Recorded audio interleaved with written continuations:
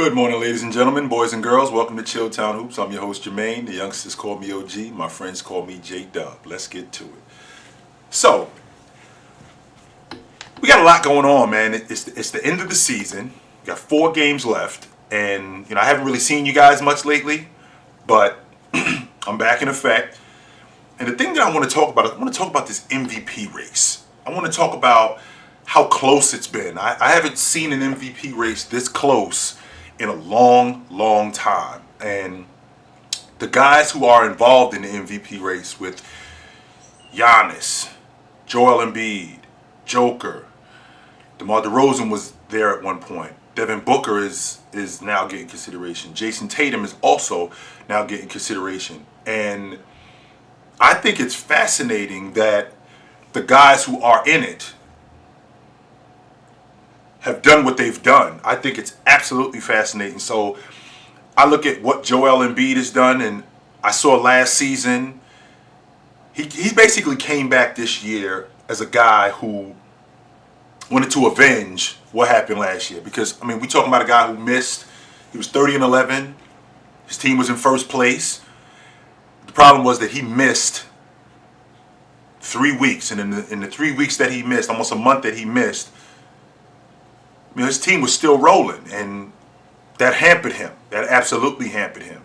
Then you look at what Joker did last year, where his team was, they ended up finishing in 3rd place in the Western Conference, but, he lost a major piece to what they were doing. Had Jamal Murray stayed healthy, I think that there would have definitely been a different outcome with the league, not just with the league MVP, but also with what Denver was doing. And to credit everything that Joker had done, I think that he definitely was at the top of that list. Now, when I look at Giannis is at a point where, you hear a lot of logic about voter fatigue. Well, that really bothers me. And the reason why that bothers me is because if you're the best, I know that, we can't keep voting for this guy because then the rest of you guys have to play better. Now, when you get a guy like Giannis who has now raised the bar in his standard, where, if this season he's 30, 12, and 6. So, like 29 or 28, 11, and 6 would be ho-hum, which is elite, by the way. You got a guy like Joker who is, 26, 14, and 8. That's pretty impressive. But I got no problem with giving the league MVP to Joker. If we're going to do that, though, what we're saying now is we're saying that we're taking winning off the table. All right? What we're doing now is we're going strictly off numbers. That's what we're going off of. We're going off of what you did specifically. Your team's success no longer is valued in this. Now, when I think about guys who've done that in the past in terms of losing teams, not losing teams. Losing teams is not the word I'm looking for. When I think about guys who have done this in the past, teams that haven't been at the top of their conference, I think about Russell Westbrook recently in the 2016-2017 season. I think about him where, he did average a triple-double, and that was the premise for why he won the league MVP. He averaged a triple-double. Well, the problem that the league ended up having was he went on to average a triple-double 3 more times after that. Well, we can't give him the league MVP based on that, so we kind of screwed that up. Well, then rewind the clock back to the 81-82 season when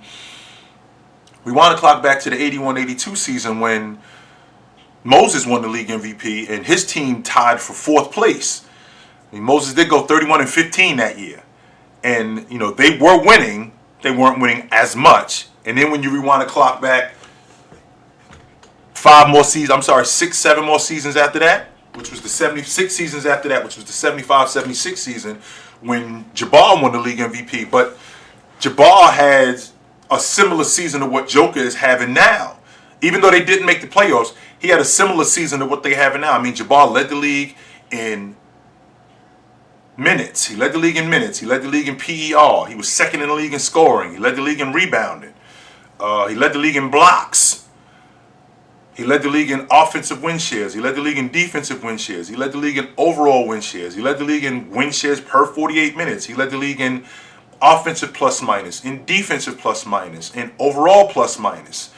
So that's similar to what Joker is doing this year, except Joker doesn't lead the league in defensive win shares. I mean, Jabbar did lead the league in defensive win shares that year. So if we doing that, and the league went, the reason why the league went away from that is because they wanted to value winning. So if we doing that with Joker, this has to be the theme going forward, where we taking winning off the table, and we going strictly off what you do in terms of your numbers. Because what can't happen next season is the Clippers end up, or Dallas, I don't know, the Clippers end up in first place next year, and Leonard goes 27-7-6. He wins the league MVP going away. Meanwhile, Luka is 29-11-8, and he leads the league in PER and in offensive win shares and in overall win shares, and he doesn't get a sniff for league MVP. Like, that can't happen. I'm not listening to that logic at all. I will not listen to that. So I have no problem with Joker winning the league MVP. It's just that this is what has to be the theme moving forward, because you're going to ruffle a lot of feathers if you're now making it about numbers and numbers alone. I think that that's going to be a problem going forward. Since we're on the subject of numbers, I heard something really interesting about Kevin Durant wants his number retired in Oklahoma City and in Golden State. And in Oklahoma City, I don't think it's a question. Oklahoma City is now something of a scorned lover, ex-lover, where Golden State is still rolling. I mean, they won those championships, and Oklahoma City isn't very good. So that wound is still there, and it's still open. So they're going to retire KD's number. I think it's going to be something that's going to happen long after KD retires. I don't think it's going to be something that happens while he's still playing. I think it's going to be something that happens long after he retires. But with Golden State, that's a little bit of a tricky situation, because when you think about guys who've had their jerseys retired, well, you think about all-time greats for that franchise, right? You think about guys who've been there for 8, 9, 10 years. You think about guys who've been there for 6, 7, 8 years and who've done an awesome job where they were an all-time great for that organization. Well, when I look at what KD did, I mean, he was only there 3 years. So that doesn't fit the standard because he wasn't there that long. However, I mean, he did win the Finals MVP twice. I'm thinking about guys who've won the Finals MVP twice. Twice or more. James, Jordan, Jabbar, Russell, Magic, Bird, Duncan, Olajuwon, Diesel, Bryant, Leonard, and KD. That's 11 guys who won the Finals MVP 2 or more times. Willis Reed too, I'm sorry. Willis Reed also. I can't leave Willis Reed out. 12 guys. So you can't tell the story about the Golden State Warriors, because in 15 years, right? In 20 years from now, KD's going to be long gone. And there's going to be a 15-year-old kid 20 years from now who's going to ask, when they see who the Golden State Warriors are in terms of them winning championships, they're going to ask, who is Kevin Durant? When they find out about their championships. Well, you can't tell a story about them in terms of winning championships without Kevin Durant. So does that mean we got to hang his jersey up? Wow, that's going to be hard that's going to be hard not to do.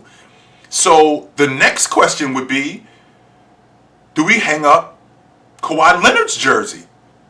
Because you can't tell a story about the Toronto Raptors and everything that they've done in their glory and winning the NBA championship without him.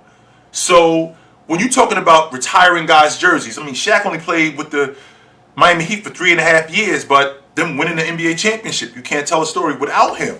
So that kind of stuff matters, man. It absolutely does. So I think you got to hang his jersey up in Golden State. You definitely have to do it in Oklahoma City, but there's going to be some mixed reactions in Golden State about hanging up his jersey, because we think about the all-time greats for the Golden State Warriors: Chamberlain, Nate Thurman, Rick Barry, Chris Mullin. You know, guys like Tim Hardaway. You know, these are guys who were there for a long time and did a lot of things, but you can't tell a story about the Warriors and their greatness without talking about Kevin Durant. So you may have to hang his jersey up, man. You may have to do that. So absolutely. But yeah, man. We got some good stuff coming up. We got 4 games left in the regular season.